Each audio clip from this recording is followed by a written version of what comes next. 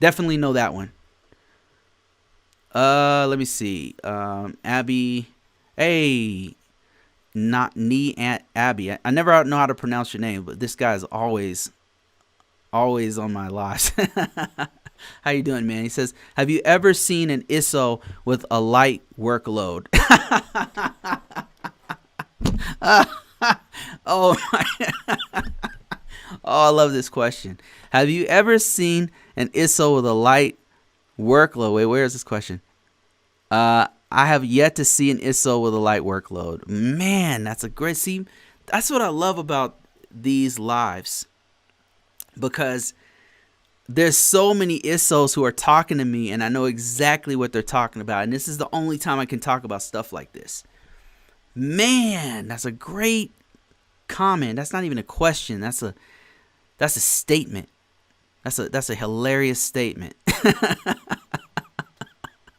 Have I ever, so the question is this: have I ever seen an ISO with a light workload? And the answer is very rarely, right? We go through phases of light and heavy workloads.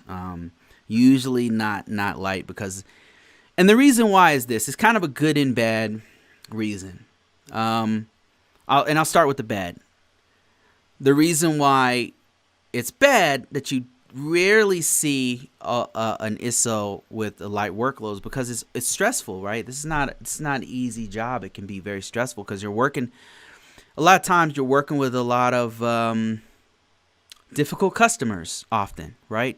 It's the nature of the beast. It can get very stressful where they'll attack you for something they should be doing better, or if something's late, they'll attack. I just got through with something like this myself in my current position doing cybersecurity consulting.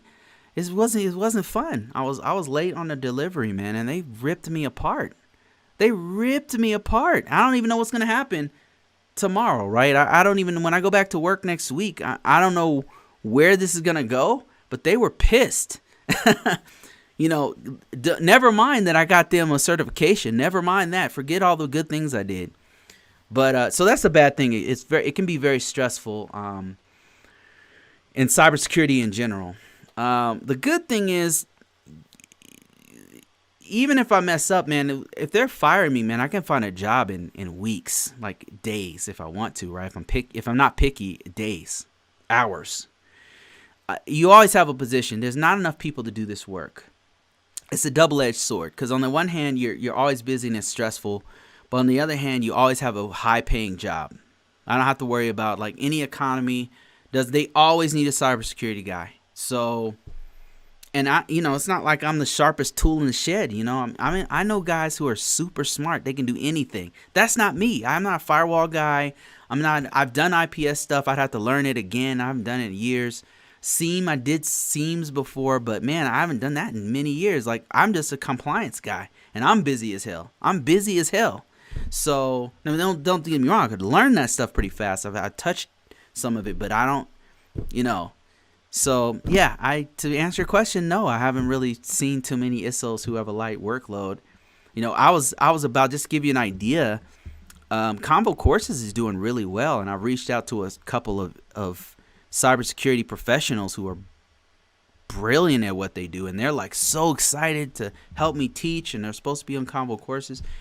They got new jobs, and I never hear from them. It's like I know how busy they are, so I'm not mad. I'm like, yeah, I get it. Like, I'm just as busy. I don't even know how I'm doing this, right?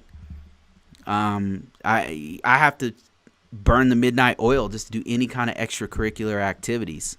Right, it's crazy, right? And it's just because I'm an aggressively hardworking person, but I'm getting up in age, man. I'm starting to want to kind of like stop working as hard as I used to. Great question, Abby. Appreciate that. Wow.